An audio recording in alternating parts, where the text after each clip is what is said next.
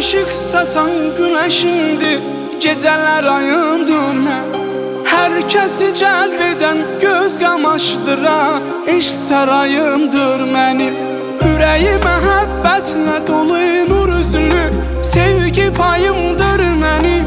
Qəlbi qar kimi ağ yağış damlası, mənimdir ay parçası. Əvəz edə bilməz onu bir başqası, mənimdir ay parçası. Huzur yerim, həyatımın mənası, mənimdir ay parçası.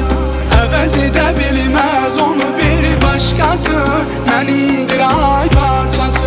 Huzur yerim, həyatımın mənası, mənimdir ay parçası.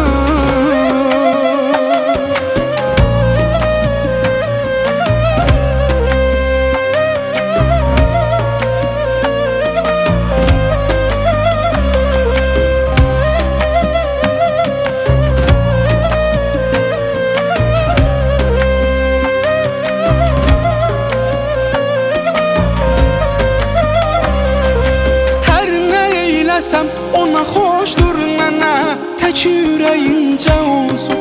O da deyir ki, xoş olsun hər şey sənə, tək ürəyincə olsun.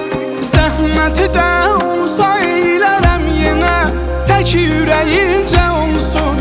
Ona yaraşır hər şeyinə nəlası, mənimdir ay parçası. Əvəz edə bilməz onu bir başqası, mənimdir ay parçası. Huzur yerim, həyatımın mənası, mənimdir ay parçası. Əvəz edə bilməz onu bir başqası, mənimdir ay parçası. Huzur yerim, həyatımın mənası, mənimdir ay parçası.